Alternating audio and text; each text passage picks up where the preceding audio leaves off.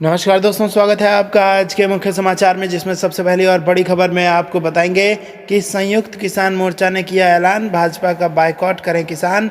दूसरी बड़ी खबर में जिक्र होगा कि ममता बनर्जी को नंदीग्राम में गड़बड़ी का शक, चुनाव आयोग पहुंची टीएमसी, कहा भाजपा शासित राज्यों की ना लगाएं फोर्स। और तीसरी बड़ी खबर में जिक्र होगा कि होली के दिन सीएम योगी पर बरसे अखिलेश, कहा मुख्यमंत्री रहते ये उनकी आखिरी होली है। दोस्तों, हर एक खबर की गहराई में आपको ले जाएंगे, लेकिन उससे पहले अगर आप भी देश के किसानों के साथ खड़े हैं तो आप अभी इस वीडियो को लाइक कीजिए और इस लाल बटन को दबा के चैनल को फ्री में सब्सक्राइब करके घंटे बजाकर कमेंट में लिखिए जय हिंद। दोस्तों, रुक करते हैं तमाम बड़ी खबरों की तरफ। संयुक्त किसान मोर्चा ने किया ऐलान, भाजपा का बायकॉट करे किसान। जी हां दोस्तों, होला मोहल्ला के मौके पर हुई किसानी कॉन्फ्रेंस को संबोधित करते हुए विभिन्न वक्ताओं ने जहां केंद्र सरकार की निंदा की, वहीं भाजपा और भाजपा नेताओं का बायकॉट करने के लिए कहा। कॉन्फ्रेंस में मुख्य तौर पर पहुंचे बलवीर सिंह राजेवाल, हरिंदर सिंह लखोवाल, रोलदू सिंह अदाकार और स्थानीय इकाई के सरप्रस्त योगराज सिंह, मंजीत राय, कुलदीप सिंह वजीदपुर, शमशेर सिंह शेरा, जसपाल सिंह भोला, जयमल सिंह भड़ी, तरलोचन सिंह ने संबोधित किया। हरिंदर सिंह लखोवाल ने कहा कि केंद्र सरकार किसानों के सब्र को परख रही है, पर किसान पहले ही 6 माह का राशन साथ लेकर गए हैं, जबकि आगे की भी तैयारियां किए बैठे हैं, पर जीते बिना वापस नहीं लौटे। रोलदू सिंह ने समूह पंजाबियों से अपील की है कि देश और पंजाब में भाजपा का आधार खत्म हो चुका है। विधायक की मारपीट करने की घटना की निंदा करते हुए कहा कि घटनाएं तब होती हैं जब लोगों में गुस्सा होता है। उन्होंने पंजाब के मुख्यमंत्री कैप्टन अमरिंदर सिंह से अपील की कि जैसे कि उन्होंने पंजाब के स्कूलों को बंद किया है, उसी तर्ज पर पंजाब भर में शराब के ठेके बंद करवाए। लखोवाल ने कहा कि 30 मार्च को संयुक्त किसान मोर्चा की अहम बैठक होगी, जिसमें आगामी रणनीति बनाई जाएगी। रुख करते हैं अगली खबर की तरफ। ममता को नंदीग्राम में गड़बड़ी का शक, इलेक्शन कमीशन पहुंची टीएमसी, कहा बीजेपी शासित राज्यों की ना लगाए फोर्स। जी हां दोस्तों, पश्चिम बंगाल विधानसभा चुनाव के पहले फेज के लिए वोटिंग हो चुकी है और अब पार्टियों की नजरें दूसरे चरण के चुनाव पर हैं। बीजेपी नेता और केंद्रीय गृह मंत्री अमित शाह जहां पहले फेज की 30 में से 26 सीटें जीतने का दावा कर चुके हैं, तो वहीं तृणमूल कांग्रेस भी चुनावों में जीतकर फिर से सरकार बनाने का दावा करती रही है। इस बीच टीएमसी के एक प्रतिनिधिमंडल ने सोमवार को बंगाल के चीफ इलेक्टोरल ऑफिसर से मुलाकात करके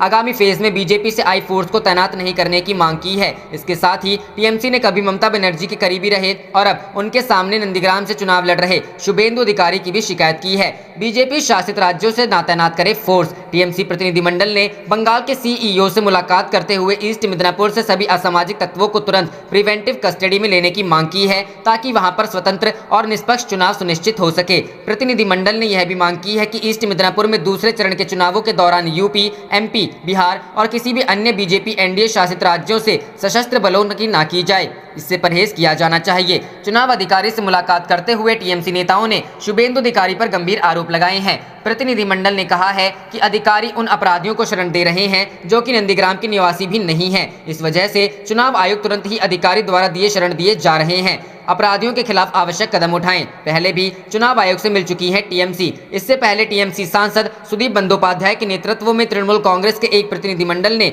शनिवार को निर्वाचन आयोग से वह नियम फिर से लागू करने की अपील की, जिसके तहत पोलिंग एजेंट का उस मतदान केंद्र का मतदाता होना अनिवार्य था जहाँ का उसे एजेंट बनना होता था। आयोग ने पिछले सप्ताह पोलिंग एजेंट के लिए नियमों में संशोधन करने का निर्णय लिया, जिसके तहत कोई भी दल उस विधानसभा क्षेत्र के अंदर के किसी भी व्यक्ति को मतदान एजेंट नियुक्त कर सकता है जो उस क्षेत्र का मतदाता हो। सुदीप बंदोपाध्याय ने कहा था कि बीजेपी के ज्ञापन देने के बाद निर्वाचन आयोग ने उसी स्थान के पोलिंग एजेंट नियुक्त किए जाने की पुरानी परंपरा को बदल दिया है और इससे पहले चरण में मतदान केंद्रों में काफी समस्याएं आईं, क्योंकि एजेंट एक दूसरे को जानते ही नहीं। रुख करते हैं अगली खबर की तरफ। होली के दिन सीएम योगी पर बरसे अखिलेश, कहा मुख्यमंत्री रहते यह उनकी आखिरी होली। जी हां दोस्तों, समाजवादी पार्टी के राष्ट्रीय अध्यक्ष अखिलेश यादव ने होली के मौके पर उत्तर प्रदेश के मुख्यमंत्री योगी आदित्यनाथ पर तंज कसते कहा कि योगी जी की मुख्यमंत्री रहते हुए यह आखिरी होली है। अगले साल जनता को नई सरकार के साथ होली मनाने का मौका मिलेगा। अपने गाँव सैफई में होली मनाने पहुंचे अखिलेश ने योगी सरकार पर निशाना साधते हुए कहा कि वो समाजवादी पार्टी के कामों का अपना बताने में जुटी हुई है। अखिलेश यादव ने कहा कि बुरा न मानो होली है, लेकिन फिर भी यह बात कहनी चाहिए कि जितना भेदभाव बीजेपी की सरकार में हो रहा है उतना कभी किसी की सरकार में नहीं हुआ। उन्होंने कहा कि इसके कई उदाहरण हैं। मसलन शेर पले बढ़े यहाँ पर लायन सफारी शुरू होनी चाहिए थी, लेकिन लायन सफारी इसलिए नहीं शुरू हुई क्योंकि इससे देश दुनिया का आकर्षण इटावा की तरफ बढ़ेगा, टूरिज्म बढ़ेगा, इससे किसी न किसी को रोजगार मिलेगा। लेकिन सरकार जानबूझकर इटावा और समाजवादी कार्यक्रमों से भेदभाव कर रही है। पूर्व मुख्यमंत्री ने कहा कि बीजेपी सरकार ने समाजवाद पार्टी की सरकार की योजना लेट लतीफी की। पहले हमारी योजनाओं को अपना बताकर उनका उद्घाटन किया गया, मगर अब तो पट्टियां भी बदली जा रही हैं। उन्होंने कहा कि अगले वर्ष प्रदेश को नई सरकार के साथ होली मनाने का मौका मिलेगा, जनता इसके लिए तैयार है। अखिलेश ने कहा कि पंचायत चुनावों में बीजेपी को जनता सबक सिखाएगी। जनता को यह आशंका है कि कहीं बीजेपी बेईमानी पर न उतर आए। करते हैं अगली खबर की तरफ। बिहार में होली पर छाया कोरोना का साया, सोने रहेंगे सियासी गलियारे। जी हां दोस्तों, बिहार में होली पर कोरोना का ग्रहण लग गया है। सरकार की ओर से कोरोना को लेकर गाइडलाइन जारी कर दी गई है। राजनीतिक गलियारों में भी इस बार होली का रंग फीका रहने वाला है। नेताओं ने आम लोगों से घरों में ही होली मनाने की अपील की है, जिसके बाद होली के वक्त कभी रंगों से सराबोर रहने वाला बिहार का सियासी गलियारा पूरी तरह ड्राई रहने वाला है। कभी लालू प्रसाद की कुर्ता फाड़ होली बिहार में फेमस थी, तो कभी नीतीश कुमार की शालीनता भरी होली आम लोगों के बीच चर्चा में रहती थी। लेकिन बदलते वक्त के साथ होली का स्वरूप भी बदल चुका है। खासतौर पर कोरोना के आगमन के बाद होली का रंग और भी फीका पड़ चुका है, जिसके चलते इस बार बिहार के सियासी गलियारे में होली का रंग बिल्कुल फीका रहने वाला है। बता दें कि लालू परिवार इस बार होली नहीं मनाएगा। लालू यादव के बड़े भाई के निधन के कारण पूरे परिवार ने खुद को होली से दूर रखा है। इससे पहले तेज प्रताप यादव होली के वक्त लालू की कमी को पूरा किया करते थे। तेज प्रताप यादव छात्र आरजेडी के नेताओं के साथ होली खेला करते थे, लेकिन इस बार तेज प्रताप यादव भी होली नहीं मनाएंगे। आरजेडी कार्यालय में भी सन्नाटा पसरा हुआ है। आरजेडी के नेता भी मानते हैं कि होली मनाने का ये वक्त सही नहीं है।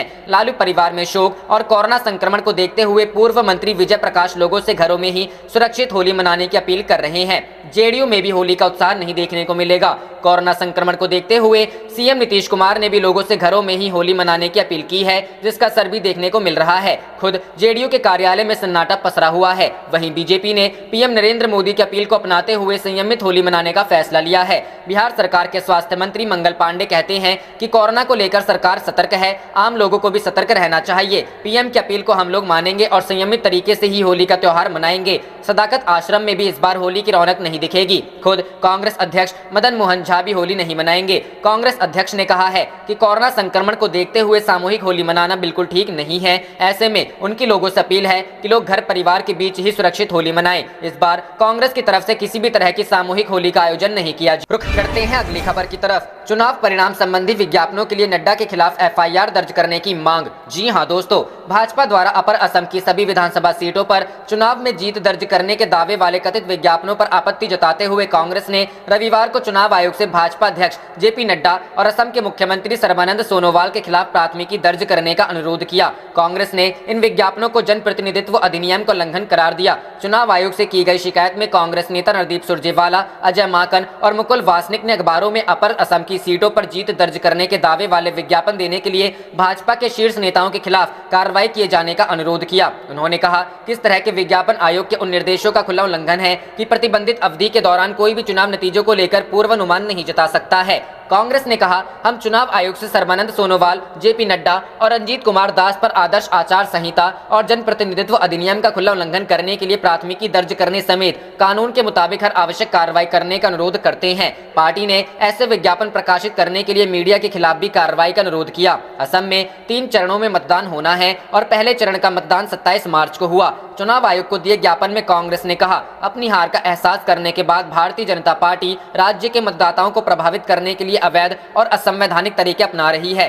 सुरजेवाला ने संवाददाताओं से कहा कि इन विज्ञापनों को कुछ इस तरह से हर अखबार के पहले पन्ने पर दिया गया ताकि असम के मतदाताओं के दिमाग को प्रभावित किया जा सके। रुख करते हैं अगली खबर की तरफ। किसान की सूझबूझ से टला बड़ा हादसा, लाल कपड़ा दिखाकर पायलट को किया आगाह। जी हां दोस्तों, बेगूसराय के लखमीनिया साहिबपुर कमाल स्टेशन के बीच सनहा हॉल्ट के पास शनिवार को एक बड़ा हादसा टल गया। यहां डाउन लाइन की रेल पटरी टूटने से कुछ देर तक परिचालन बंद रहा। रेल कर्मियों ने पटरी की मरम्मत करके रेल परिचालन को फिर से शुरू किया। प्रत्यक्षदर्शियों के अनुसार शनिवार की सुबह डाउन पटरी पर एक मालगाड़ी गुजर रही थी। इस दौरान पटरी से जोरदार आवाज आ रही थी। गाड़ी गुजरने के बाद रेलवे लाइन के पास खेत की रखवाली कर रहे जानीपुर निवासी शिवनारायण चौधरी पटरी के पास पहुंचे। उन्होंने पास जाकर देखा तो डाउन पटरी को टूटा हुआ पाया। उन्होंने आनन फानन में अपने लाल गमछे से अपलाइन पर गुजर रही मालगाड़ी को रुकने का इशारा किया। लोको पायलट ने लाल कपड़ा देखकर गाड़ी रोकी। इसके बाद उन्होंने पटरी टूटने की जानकारी दी। इसी दौरान डाउन लाइन से अवैध असम एक्सप्रेस ट्रेन आती दिखाई दी तो खतरा भाग पर उन्होंने फिर लाल गमछा लहराना शुरू कर दिया और ट्रेन को रोकने का इशारा किया।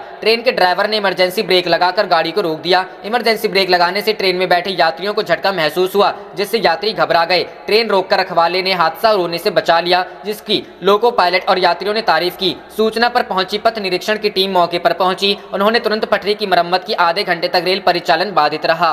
आप देख रहे थे आपका अपना चैनल जय हिंद जय भारत।